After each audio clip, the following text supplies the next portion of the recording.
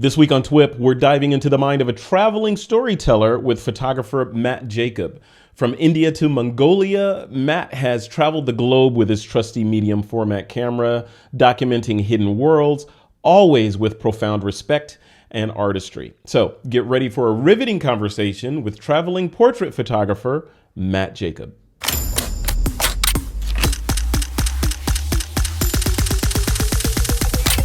This is TWiP. Let's dive into this. First of all, Matt Jacob, welcome to the podcast, man. You and I have been chatting back and forth in one way or another for a couple months now, trying to get this thing scheduled. Yeah. We are here now. How the heck are you doing, sir? Yeah, I'm good. It's bright and early where I am, so I'm raring to go. Thanks for having me.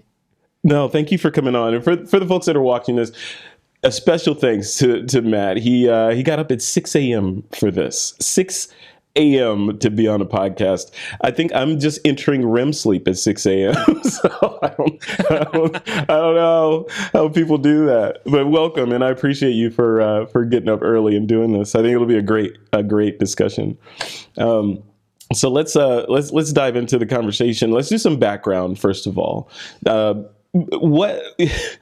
Yeah, I usually start this off with what's your origin story or your Spider-Man radioactive spider story, right? And I feel like looking at your bio and kind of researching you a little bit before this interview, lots of tangents. There are lots of things that happened that drove you to where you are today. How do you describe yourself when you're stuck in an elevator with someone and you're like, hey, what do you do? Or at a cocktail party or something.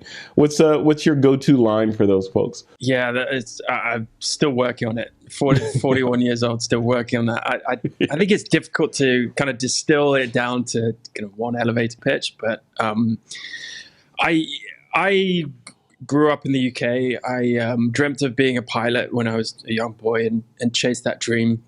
I always had like a little entrepreneurial kind of rebel, independent itch that I wanted to scratch from a young age. And that kind of carried along with me for my 20s and into my 30s as I was a pilot. Very privileged, and then I got to travel the world free and see some fantastic places and realize, oh my goodness, there's a lot out here that I don't know about. I'm ignorant. I need to see a lot more of this. I need to learn about the different cultures, different societies, and like the more I traveled, the more curious and I became, and that kind of independence and individual kind of necessity to go and do something for myself was growing stronger through my 30s. And I kind of remember how I picked up a camera. I mean, I'm a gadget guy. I'm a boy who loves his toys. And one reason I got into flying. And, the camera in my 20s was just another kind of gadget that I could play around with. As the digital cameras kind of evolved, I just became more interested in the technology side of it. And then as I was traveling, I realized, my goodness, I can actually capture some cool things on this piece of equipment. And that was kind of it. I experimented a lot with different genres, depending on where I was. And, I'd buy the biggest lens I could without even knowing anything about photography at all.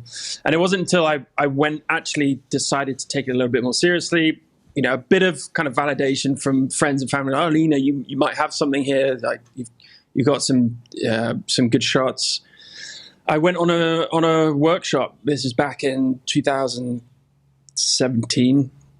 And that was my kind of seminal moment. It was, to be around a couple of professionals who just knew so much, or I felt at the time knew so much. And it was a 10-minute lesson, practical kind of, in a room with this professional, just talking about light, showing me light and how we can pose a subject to make it look like a professional image, right? And that was my light bulb moment. That was it. I was done. This was incredible. It was both simple and complex and beautiful at the same time. And I didn't look back. So, I continued to travel, and there was something that sparked my interest with other cultures and ethnic groups and different kind of lesser known cultures around the world that I wanted to kind of find out about, but also try and document in an artistic way if I could. And that kind of leads me to here, and just continue to work on my craft and hopefully do something that's of meaning to both myself and my audience. And I want to dive into that.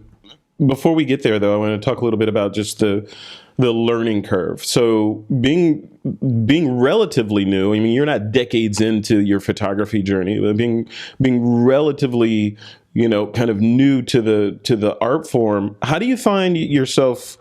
Like, what is your learning style? Do you find yourself, okay, let me go watch a bunch of YouTube videos or read a bunch of books or take workshops and then get inspired, then go shoot? Or are you, because you have the gift of being able to travel to these exotic, let's call them exotic locations, do you, okay, I'm going to put myself in this situation and capture it and then sort of learn as I go? What's the best modality for you to learn in, do you think? Yeah, I think before I answer that, I think it's important to note that I am, still completely green in this industry, and that's why it's a privilege to be on your show. I'm learning all the time, and I want to put myself in situations where I can be challenged, and that's really my main modality is just practice. I talk about this with some of my students all the time. Like, you just can't substitute for practice. You can watch a million YouTube videos, you can watch, which are great, but like, I'm not diminishing that as a learning tool at all. Sure. Same with workshops, same with online courses, same with everything. But until you actually get out there and make mistakes and learn from those mistakes, and it's the same with everything in life, I guess, but really put yourself in challenging situations deliberately and mindfully and intentionally. Okay, I'm going to see how this goes, or I'm going to try and shoot this type of thing, and it may, most of the time it does go wrong, or you have to have a backup plan. So, that's I get out there as much as I can, but I'm kind of a project-based photographer, so I'll do 3 to 4 big projects a year, depending on which country. It may be here at home, but it may be abroad, and I will put everything into that, and I will put myself under pressure to in a good way, like good stress, to put myself in a position where, okay, this project needs to be better than the last one. You're only as good as your last piece of work. So I just want to keep moving, keep evolving. The way I have known how to do that, considering my evolution as a photographer over the last 5 years, is just by doing. And I have a little bit of a rebel streak. There's a reason I want to quit my job, because I don't want to have a boss. I don't want to be told what to do.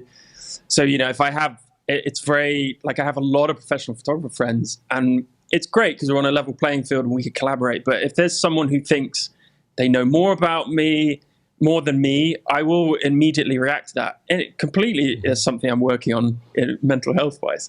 But, that's just the way. I'd rather go and figure this out for myself, and it may take longer, but I know the voice and the style I want to portray in my work. I know the stories I want to tell, and it's a matter of me figuring that out and being as kind of critical of myself as possible while doing it. Yeah, I'm the same way. Just learning things by doing, right, and kind of diving into it. You can. What was it? Who was it that said that? I think it was Mike Tyson said, "Hey, everyone's got a plan until you get punched in the face," right? So you could plan all day long, especially for the trips that you're doing. Okay, I'm going to do this. I'm going to make sure I get this shot. I've run photographers ephemeris. I'm going to get this sunset at this time. Until you get there and the chaos of life happens, you don't know what's what, right? So you have to actually walk through those paces in order to feel it. Do you feel like you've and I feel like I know the answer to this. I'm going to ask it anyway. It's a contrived question. But when you go on these adventures, do you feel like each one gives you a little nugget of something that you didn't know before you went on that adventure? And if so, what's one of the nuggets that you've taken away from one of your trips? A million nuggets. Every day presents something. A lot of it's people management. Actually, a lot of, people think photographers is, point and shoot, right? And we know the people who do it, we know that's, 1% of it is the actual pressing the shutter button and figuring out technicalities. Certainly in my style, where I just did a trip to Varanasi, India, and I had a student with me who was booking the trip, and he wanted me to go with him and kind of just be next to him and talk to him about the way I light things, the way I want to tell a story, the way I pose subjects, if there's posing involved, or the way I set up a scene, if we need to set up a scene, or the way we shoot on the fly, or whatever it might be, in order to create a valuable series. So this was an interesting one because I hadn't done like a one-on-one kind of client student type trip abroad before, and not least in Varanasi, India, which is just, I don't know if you've been, but it is crazy. India is a wonderful and diverse and dynamic country. Varanasi is like the next level. It's just insane. And he had booked this trip 4 days and 5 nights to kind of tell a story of the sadhus there, the very holy men, religious people who live a very pure and holy life. Anyway, I knew 4 days is probably enough just to do a recce and to get to know some of the people, have a feeling of the environment, maybe set up a few kind of test shots. So I was like, immediately, this is going to be a challenge. It's 4 days in somewhere neither of us have been before. We had a fixer on the ground, which really helped. So, there are a lot of lessons that came from that, and how we manage expectations with what we're going to get. And so we did a lot. We had to improvise a lot. And my biggest, if you do kind of my style of photography, where it's kind of project based, it's abroad, maybe you don't know the location. If maybe you don't know the location and you need a guide, or you need someone on the ground to really kind of hold your hand, essentially. And that again, that was probably my biggest lesson from this. Excuse me. If you don't have someone who's going to help you on the ground, and I'm having to deal with a student as well as an assistant, as well as the fixer, and just kind of manage the trip and really get some photos if I can. If you don't have a pivotal person on the ground who's able to go and speak to people for you, or go and recce a location while you kind of talk technical stuff with someone or with your assistant, you think about the shot rather than going to a place and talking to someone you've never met before. So, that again was one of my biggest takeaways. If you don't have, and I've worked with a lot of fixers before, and man, if you get a bad one, it ruins your whole trip. Or if you don't have, going back to my original point, that just people management, if you're not able to relate to any of the people you're with, but especially the person on the ground who's helping you and guiding you and translating for you, and that if you don't have that relationship solid, then you're not going to get anything really, and if you are, it's not going to be great. And that's why people take workshops, right? For the most part, is to have someone like you that they know, like, and trust and admire your work, organizing everything for them in a location that they want to go to. So they're working with a net and they can have a good time, versus like me dropping myself somewhere in India and having to figure everything out, not being sure if I'm in a safe area, if not, and cultural sensitivities that I don't know about, all these things. So when you're on a workshop, all that stuff, if you have the proper fixer or guide, that person is making sure all that's good, so then you can go in and concentrate on the photography and the attendees. Is that close? Yeah, absolutely. I mean, this example is kind of a mini workshop, right? It's just a one-on-one thing, but it was essentially a workshop, and 100%. And that's why I always recommend workshops over everything else. If you can afford workshops these days with good photographers, can be expensive, right? But depending on, you have a wide array of them. But I would always recommend, if you're starting out or you kind of know the basics, right, and you want to take your photography to the next level, workshops are so invaluable, because you can do exactly what you've just said. You don't have to worry about, often you don't have to worry about, just turn up with your camera and you're like a sponge, right? You just absorb as much information as possible and you focus on learning how to shoot better. All right. So before we dive into more of the sort of nerding out about photography and exotic locations and all that. In the beginning, I was sort of asking you about your motivations and your origin story and all of moving into the world of photography and travel and all that. But I know you had a health scare not too long ago. Are you okay with kind of sharing a little bit of how that went down and how it affected your outlook on photography and the world? Absolutely, yeah. I mean, actually, it was quite a while ago. We're talking about 15 years ago now. This was yeah, I mean, I had cancer, and nothing was kind of that, I want to say serious, but obviously it was cancer, but nothing was life-threatening that came of it. I didn't have to have, months and months of treatment or anything like that. It was a kind of a simple fix, and then obviously some intense monitoring and kind of some outpatient treatment. It wasn't looking back on it. It was obviously a scare, but it definitely just reframed my way of thinking. Certainly as a young kind of mid-20s man, and it was a kind of line in the sand where. The cliche "life's too short" really kind of came to fruition, and that was a real turning point for me in terms of chasing my dreams, saying yes to everything, opening up opportunities for myself, and really I've kind of lived my life like that ever since, and sometimes it's really hasn't helped me, but a lot of the time, just seeking opportunities, trying to take life by the scruff of the neck and just go for everything, and knowing that, and this comes back to photography, because photography for me saved my life in many other different ways, not in a physical sense maybe, but in a creative, psychological sense. And I hear this with so many people. It really.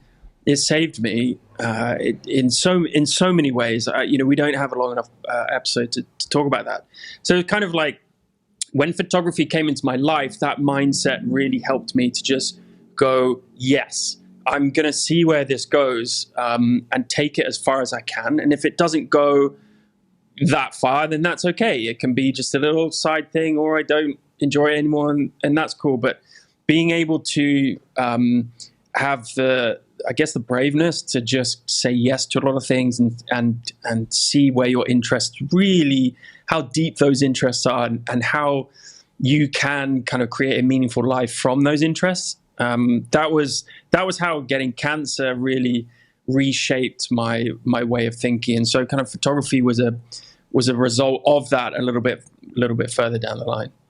Do you think you would have been the photographer you are today had that not happened? Because that was way back in your university days, right? Yeah. I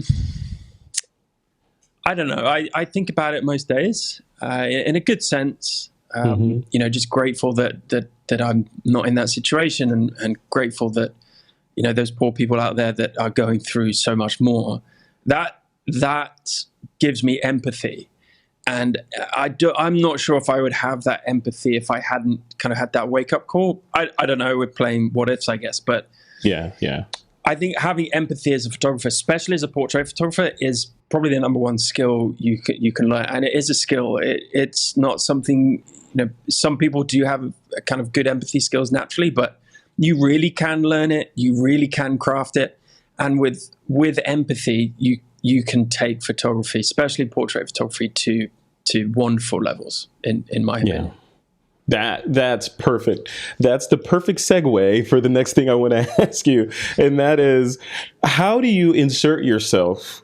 What's your MO for inserting yourself into these different cultures with your camera? This foreigner coming in with all this expensive gear and unknown intentions. How do you get in there and win? Use your empathy and build the trust and come away with these outstanding images. And we'll show some of them and put them in the blog posts as well. But how do you do that? And how do you put yourself in the mindset that you're not feeling like you're an intruder on this culture, and you're gonna leave with the riches of the images, and I don't know if you're going to leave something there or not. Like, how do you manage that, both internally and then external expectations to the people that you're photographing? Such a good question. A lot of it comes with practice and just being in these environments. And again, workshops are great for this because they teach you how to, or they should teach you how to put yourselves in these situations. And I remember one of the first kind of mentors I had, or professionals that taught me a few lessons. When you go to a place, don't pick up a camera for like 2 days, right? If you're going to a specific place to meet specific people and tell a specific story, and I'm not saying on a workshop here, I'm saying, you're on your own, or you're with a friend, or you're doing a project, or you're just going somewhere and you've given yourself a week, and I want to photograph some people, right? And I've already, arranged kind of an area or a village or a town or a cohort of the population with a fixer, and just enjoy the experience. Like the patience you need to get intimate exposed shots, exposed as in figuratively exposed shots, is underrated. The amount of patience you need to not, we're what it's like. You go to someone, oh my goodness, what a great face, or what a great street scene, or what a great landscape. I just want to get my camera out and take shots. With people, you just can't do that. Well, you can, but you're going to alienate them immediately. Put yourself in their position, especially with less known kind of cultures, maybe third world populations. They might know what a smartphone is, but they're definitely they're definitely not used to having a camera thrown in their face and to be posing for a portrait, right? So, just especially in their own home, right? You can't go into someone's home and just go, we're going to take some photos. People do, unfortunately, but they never resonate in terms of decent photos. So to answer your question, plan that time. Plan those few days to not only get yourself situated. You might be jet lagged. You may not know this place. You just want to get to know and kind of bed in a little bit and break the ice. But it's exactly the same for them and the people that you're shooting. So, in my case, if I was to take a recent project, then maybe take the India one, because we talked about that earlier. I didn't know really what I was getting myself into. It was kind of I think I had 2-3 weeks notice, kind of jump on a plane and go. I obviously knew about Varanasi, knew about the people there, knew about the stories of these holy men, but didn't know, never met these people in my life, right? And now we're thrust into the situation. It's like, you got a beautiful, you're up at sunset because you want to recce maybe the light, or maybe you think, I could get some cool shots. The willpower to just sit on your hands, let these people talk to you, and let these people see you, monitor you. They'll be looking at your equipment. They'll be looking at, I've got tattoos, so people talk about, and you just start to just get to know each other on just a basic human level. Doesn't matter about cultures, doesn't matter about skin color, doesn't matter about background, doesn't matter about age, gender, whatever. That's like the true beauty of this. You're suddenly forced into a situation with a stranger. I mean, we are forced because we're going there going, I want to take some photos, right? Yeah. You're forced into this situation with a stranger, and now you're having to try and connect with them. That is not through getting your camera out and saying, can I take a photo? Eventually, if you've planned for the time accordingly, you do. But it's all about trying to get to know. I mean, you're never going to get to know them fully unless you spend months with them, right? Which some people do, but give yourself some time and allow these people to get to know you, at least on a surface level, so that when you eventually say, look, I'd be honored if I can take your photo, would that be okay? This is what I'm thinking. They will most likely say, it would be my honor, kind of thing. And then you've got this connection which allows you to not only stay with them for longer, work with them for longer, try different things, but also it will always get just that extra 2% between good and great on your portrait. Yeah, and it sounds like you're not the that stereotypical photographer or stereotypical street photographer who's out there with a long lens in a strange land, hiding behind a bush, getting the shots. And you're establishing, like you said, you're establishing a rapport and a relationship with people, and then respectfully asking for permission to make the image. I think that's why we see the images that we see, right? The other question while you were talking, I was thinking, yeah, that's great, but what about safety? You're going there, like you said, in some cases, impoverished areas where your camera bag could represent a really nice life change for someone if they had that, the money associated with that camera bag. How do you manage that? Is that the fixer that's making sure and saying, hey, in this area, we're going to need security, or this area is fine, we're good to go? Like, how do you get to the point where it's okay to approach people and ask those permission questions and not have to be looking over your shoulder and someone's going to conk you in the head and take all your gear away?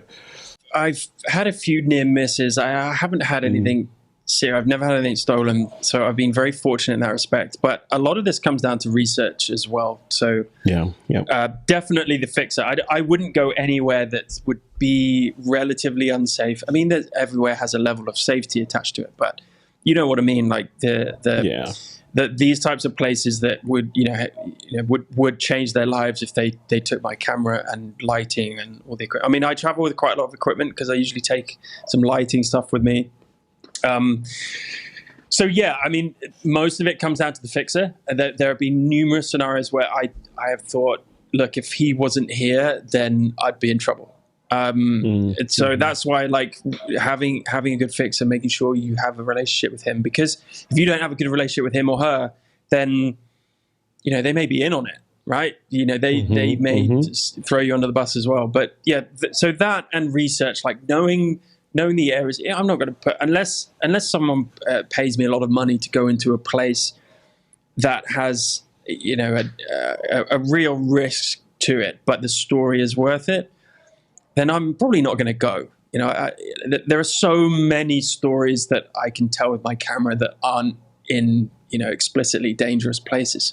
But so I'll research that. If I have an area that I want to go to, safety will be part of my research bullet points, and and I just make a judgment call. It's how much equipment do I really need to take, for example. So yeah, all of those kind of jumbled in.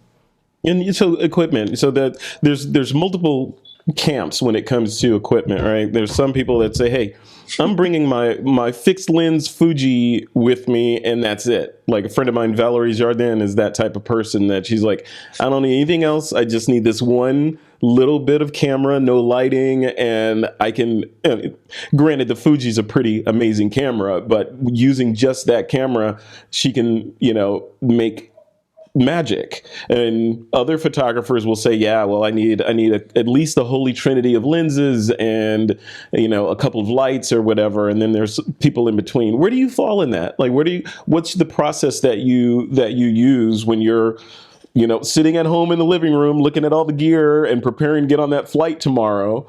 What's the decision process you go through that would determine if a piece of gear makes it in the bag or not? Well, when it comes to my portraits, it's one camera, one lens, one light. There's nothing more than that. Love it. Because I with the whole lens thing, I think the more lenses you have, I think you're trying to cover, personally, I think you're trying to cover up some weakness in your photography or some kind of lack of cohesion in what you're trying to say. And it's very simple to think about. If you want a good body of work that's cohesive, which I think is, again, a not enough talked about topic, then surely you got to stick with the same camera as much as you can. I mean, the camera's not as important, but definitely the same lens. You kind of want the same focal range throughout your images. But that being said, I do often take wide angle lens in case I run into some nice landscapes and I want a piece. So I think about my projects in terms of series, right? So I will generally go from, much like an opening movie scene, you come from a wide angle, scenic kind of environmental aspect into kind of that medium range focal length, and then you might get some real close-ups. So I kind of think about, and all I'm doing with those last two is just moving. I'm not changing lenses. I'm just getting closer. But with the first one, I would, depending on where I go, if a drone is allowed, I'll take a drone because I love to get some contextual shots of where I am. Often my portraits are environmental portraits, so I'll try and put them in a really nice scene, or in their own scene, or in their own home, or in their own work environment. And so often that is, I'll choose deliberately like some beautiful places. So I'll also want to capture that as contextual images on a landscape basis. So that'll either be a drone or like a 28mm lens with my Canon R5. Yeah, that's it. But a lot of the time I just don't take that. I'm a 50mm nifty 50 guy all day long. With the 35mm, sometimes if I'm doing non-project, just like street stuff or lifestyle stuff at home with my wife or my dogs or people in the studio or something like that. But like serious photography projects, I'll take my medium format, 50mm full frame equivalent, which is like 80mm on medium format, and a softbox and a light Profoto B1, B10 Plus, and a softbox. That's it. But that does kind of, just the light annoys me. And I don't use it every shot. I'll use it if I just need a little bit of supplemental lighting. And there's a little pop to, often I like to shoot with the light completely behind. Like I sometimes get silhouettes, but I love to just have a little pop kind of at an angle on the front. And that the light has saved me sometimes where the natural light has been disastrous, or, we have a period of time. This was a great case in Varanasi where we have 4 days. It's 8 opportunities to shoot, right? Sunrise and sunset. But if you have a light and you have a bit of improvisation skills indoors, you can take everything for the day into an enclosed environment and do some close-up portraits with a light. And you can be so versatile with it. So yeah, kind of that's my setup. It allows me to just get pretty much everything. But I'm a big believer in prime lenses, huge believer in prime lenses. I never want to be that guy that's too far away. I want to be in their face. If anything, I want to be thinking, crikey, I need to back up a bit here. So, that for me is the true essence of kind of the intimate portraits. It's not having a 100, 200mm lens and hiding behind a corner, right? Yeah, and that's what I was thinking. I was like, so I'm guessing that 70 to 200. So I mentioned that Holy Trinity, right? The 7 to 14, 14 to 24, 24 to 70, 70 to 200, whatever. That those zoom ranges that you find in most photographers' bags are not in your bag. You're shooting fixed focal length. And did I hear you say you're shooting medium format as well, not 35? I spent a lot of my savings on a secondhand Hasselblad H6D. Yikes! And it is just such a, I don't know. There's something about medium format, and I've talked to many people about medium format before who've used it. I have a medium format film as well. That's another topic altogether. But there's something about medium format that I cannot put my finger on. Obviously, we know the technical kind of attributes to it that will give a certain look. Bigger sensor size, you're going to get more tonal range, you're going to get shallower depth of field, you're going to get, hopefully creamier bokeh, and just have this kind of medium format look. With portraits, that is just, for me, I haven't come close to a comparison with full frame. So I was hooked, unfortunately, because of the cost. It took me years to be able to be in a position where I'm like, okay, this is a big investment. For anyone who doesn't know, that the H6Ds, the body brand new, it's insane when you think about it. It's $35,000. Yeah, and this is a camera that's, I think, 10 years old. They haven't. The Hasselblad in phase one, they have this medium format market kind of sewn up, right? They don't need to innovate. They don't need to evolve. It's just like, well, no one else is entering the market. And Fujifilm, I guess, but that's not true medium format. That's kind of like medium format. It's in between full frame and true medium format. So yeah, I don't know. I love medium format. I have such a love affair with it. And the camera itself, and this is a good point to mention, actually, the camera itself is so clunky. It's so heavy. It's so slow. It's, we're talking digital cameras of 10, 15 years ago. So it makes me think. It's like film. It makes me just be more mindful. I have to have specific intent with it. I have to understand that things move a lot slower. You know, I'm not this spray and pray kind of guy with the 70 to 200 where I'm just going and just, all right, okay, I've got 100 photos. One of them will hopefully be okay, which I love about the medium format because it just slows everything down. You just got to think a lot more about stuff. Yeah, I love that.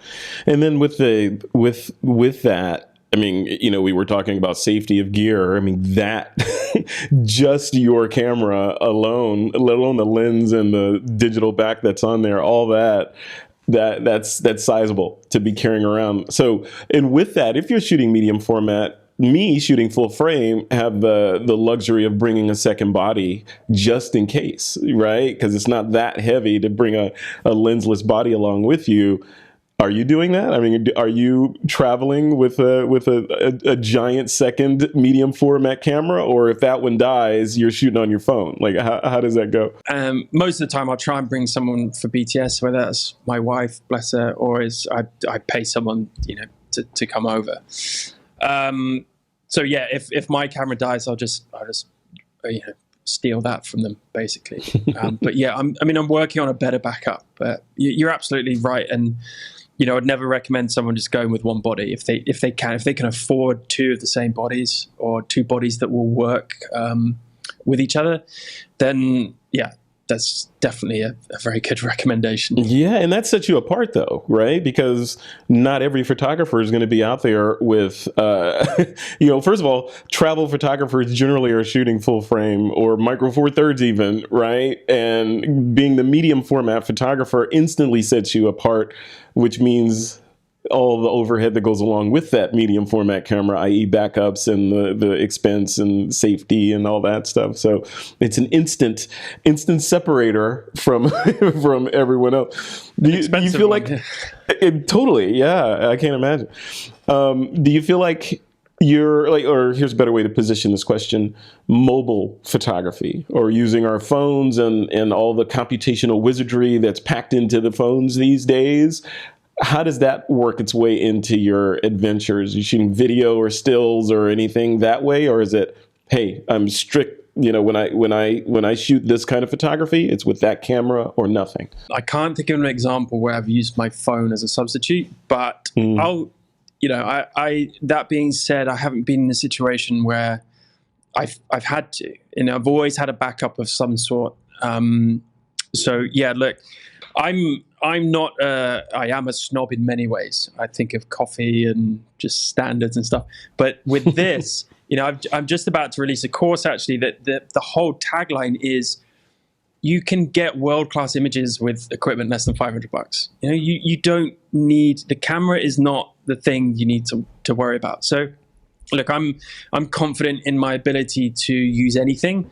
An iPhone, yeah, look, you know, the sensor's so small, it's, you know, you can get some cool shots. Like you can do photography with an iPhone, absolutely. But when I want to, like, I would just give up. I would think about something else if that was the case on a project. So like, okay, look, I'm not going to continue this with an iPhone because it's going to look completely different to anything else I've shot. So, you know, I have a style, I have a way I want to shoot that. So, you know, it's, I'm not diminishing that at all. There's a place for everything. I think as long as you know how to use it, you know, the fundamentals of photography, you know, kind of what you want to do with that rather than just hit and hope kind of thing, then I'm all for it. But I use iPhones for selfies and BTS videos, and it's such a great tool, and I can't remember what we did without it, really. Yeah, right. It's weird. Yeah. What were we doing before phones? Not taking a lot of images, that's for sure. Playing, you know, Tetris and snakes. Playing Snake, yeah, on the Nokia. You know, one of the I want to round out. I have actually two main questions I want to throw at you. The first one is technology, right? I feel I'm getting the vibe that you're very much a traditional photographer, intentionally so. Like, you're very, very intentional about the images that you're taking. You're very intentional about the body of work and adding to it and how you're adding to it. Traditional photographer. How does the new tech work into the traditional photographer that is Matt Jacobs, like including artificial intelligence and all the computational photography tools that we have, like sky replacement and masking and all that stuff? Do you care about that, or are you incorporating that into your work, or do you keep it basic, f-stop, shutter speed, ISO, and go? Yeah, I keep it basic purely because my brain is pretty basic. I want to, like, I don't want to confuse myself. Like, I used to have a Sony. My first camera my first proper camera was Sony A7R3, and I just couldn't get used to I was like, well, what are all these menu functions? And even now, when I know what those things do, I still look at. Someone showed me a GFX, a Fujifilm GFX. I have no interest in this menu function. And that's why I got drawn to Hasselblad's, because their menu is like 5 things. It's just simple photography, and I don't want to be thinking about. I want to create something special through my own hands and my own mind, and I don't want to have to rely on the technology to kind of cover that up. But that is completely personal. Like, I have so many amazing photographer friends. Like, I look at their work and go, "You are a million times better than me. How do I get there?" And they rely a lot on technology, right? Whether that's in camera or in post. Like, some people do stuff with Lightroom, Photoshop. I'm just like, I wouldn't even know where to start. It would take me weeks to kind of learn one of these functions, right? So, look, people do look at me and go, "Oh, you're a techno nerd because you're a pilot and you have all these gadgets." And like, yeah, but I don't know how to use them. Like, I just like looking at them and feeling them, right? So yeah, look, I think there is a beauty in keeping things extremely intentional, keeping things as simple as possible. I mean, I heard a quote from a guy called Short Stash. I don't know if you've heard of him. He's a photographer based out of New York. No, not familiar. And he said the other day, he was just getting frustrated with so many photographers these days who can call themselves, kind of hide behind the edit with calling themselves a good photographer. So, you may get an extremely average, maybe decent, maybe not be too bad in that you can recover it well enough in post. But you may get a very average shot and make it into something really cool and really great in Lightroom or Photoshop or any other software. And look, I'm not judging that, because that's an art and a skill in itself. But for me, I want to be the best photographer that I can. I want to be the best authentic photographer that I can. And so, look, I used Photoshop, I used Lightroom, I remove distractions, I spot remove. I've never replaced skies before, but I've kind of enhanced things like smoke and stuff like that. So, look, they have to be there in the scene. I'm not a huge fan of adding stuff, but the technology these days is remarkable. I'm embracing AI as much as I can.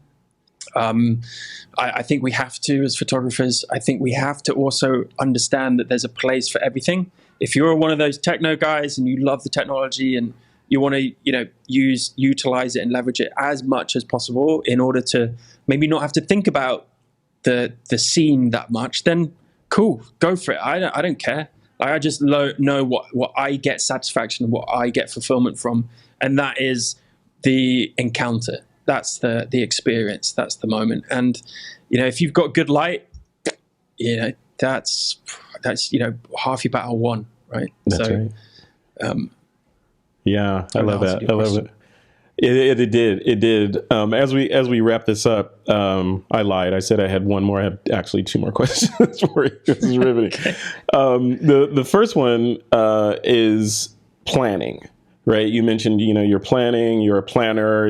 A high level of attention to detail. What does that look like when you're planning? Like, say someone says, "Hey, Matt, we want you to either go out and shoot, or you do a self-assigned project for yourself to someplace exotic, like Madagascar or something. You're going to go out there and shoot and kind of get familiar with the people that live there and the wildlife and all that. You're going to go shoot that. What does it look like once you make that decision in your head to do that? Are you in the computer in a program laying everything out day by day, schedule this and that? And like, what does it look like before you actually get on the ground there and start clicking? Like the planning process? Yeah, it's a lot of Googling. It's a new document. I use Notion now. For the last kind of couple of years, I've used Notion. I love it. Like it was pretty difficult to get into. Just learning a new kind of piece of software. There's so many that you see all the time. But yeah, so I'll just create a page in there, and just honestly, initially, it's just a fire hose of just like thought, just brainstorming stuff right before there's any structure. So I'll just be Googling places. I'll just be trying to talk to people who's been there before. But this all kind of comes down to the overriding intent. Like, what is the point of going here? What is the point of seeing these people or trying to photograph these people? What's the story essentially? It could be something so small, but as long as there is kind of like a tagline that's underlying this whole project, then you just kind of lean into that, and I just start writing documents. Eventually, that would kind of morph into a mood board.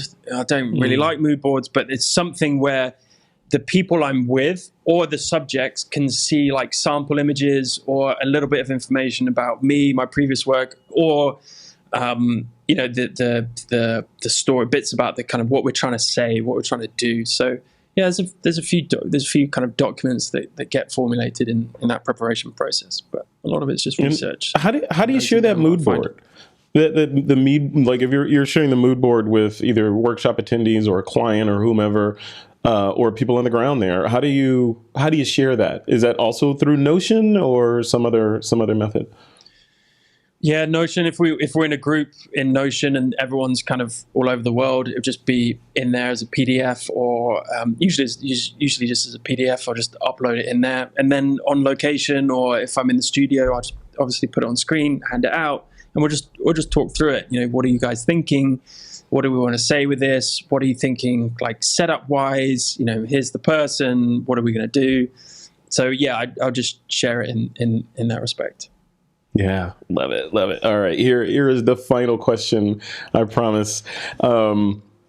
It turns out that you're not just a photographer, you're also a podcaster, and you have a podcast called The Mood Podcast. Tell me about that. What's the podcast about, and are you enjoying doing it? What's the deal with The Mood Podcast? Yeah, I absolutely love it. I'm still really refining the mission of it, because initially it was just the art of conversation, one frame at a time. So it was artists coming together and trying to kind of compartmentalize experiences, philosophies, and opinions into a 1-2 hour conversation. And so we were kind of learning how to connect with each other and with the audience. And as I kind of move forward into getting on 50 episodes, so I'm still kind of like at the birth of it, really. Been doing it for about a year now. I'm still kind of like refining what guests really work, what type of guests don't. I mean, I'm in Bali, so I really, really love having people in the studio and doing studio podcasts, but I'd say 1 in 5 is online, which is a shame, just because, hopefully one day I'm able to go and meet these people or have them over here. But, as that having it online is there's just that you just can't get that connection. But, that it's all about it started because I just wanted to meet other photographers. I wanted to actually learn from other photographers. Like, what's your experience? Everyone's got these completely different journeys, even into the same space, if you're in the same genre or same kind of sector of photography.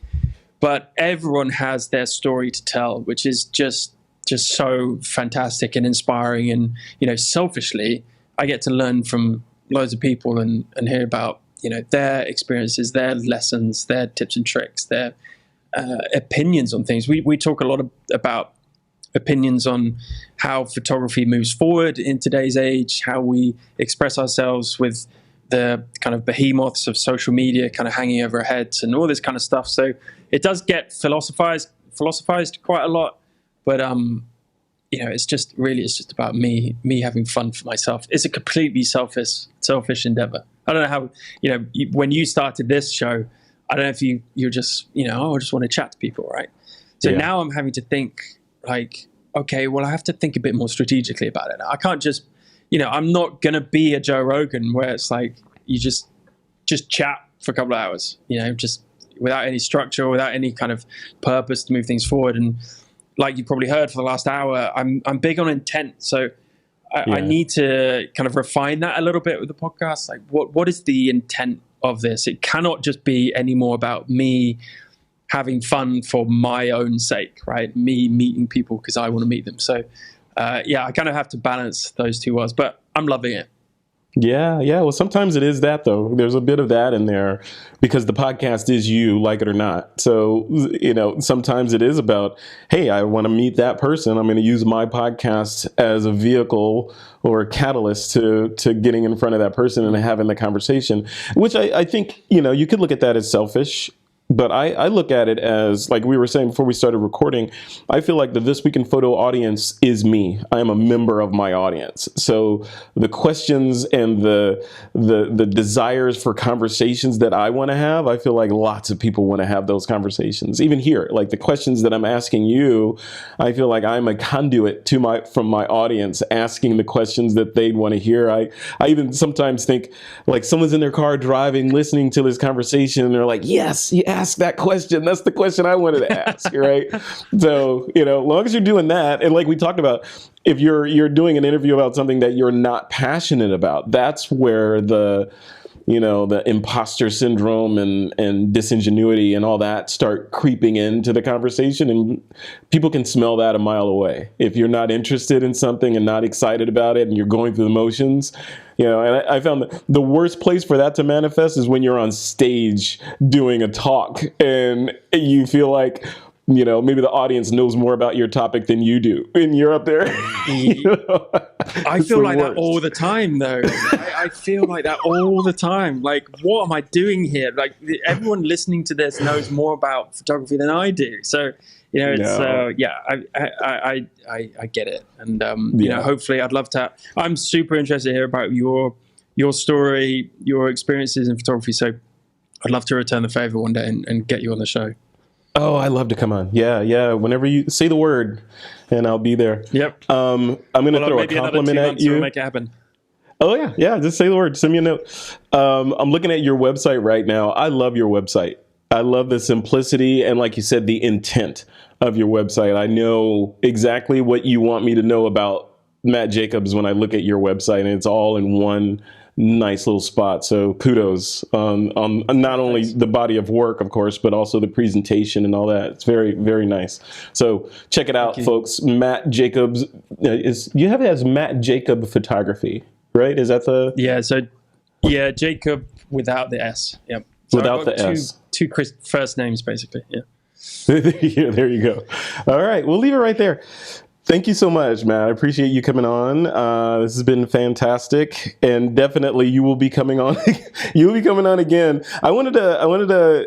I'll put all the links to the various places where you have presences online. I'll put that in the show notes, especially the body of work. I encourage people to definitely go check out the body of work and kind of watch it. Look at the body of work while you're listening to this episode to kind of make it click, because it's really interesting once you kind of understand that this is all shot with probably one lens, a 50 millimeter equivalent on full frame, and not full frame, but in medium format as well. And look at the quality of the images and see if you can note the quality difference between a full frame body and a medium format body. So very, very nice. We're other than macjacobphotography.com, where would you like people to go to connect with you and find out more? Or is that the center of the universe there? No, unfortunately, Instagram's the center of the universe, I think, with many photographers. So yeah, you can check me out there at Matty J. But if you're on the website, or my socials are on there. So yeah, head to the website. You can kind of see my portfolio on there, and my social links to check me out on IG, and come join me. I've got a broadcast list on IG, so we can have a bit of a community chat. And yeah, hope to see everyone there. All right, sir. Thank you so much for coming on. I appreciate you. And get some coffee in you. It's the beginning of your day now, right? you mentioned you're a coffee snob. You mentioned you're a coffee snob, and I know as soon as you said coffee, your brain went into coffee mode, right? We have a cafe downstairs, so I'm sat in my studio now, so I'm gonna rush down the stairs and make a coffee. So thanks so much for having me on. It's been an absolute pleasure, and I look forward to speaking with you hopefully on my show one day. Yeah, likewise. All right, sir, enjoy that coffee, enjoy your weekend, and thanks for getting up early for us. We appreciate that. No, not at all. Thank you. Cheers.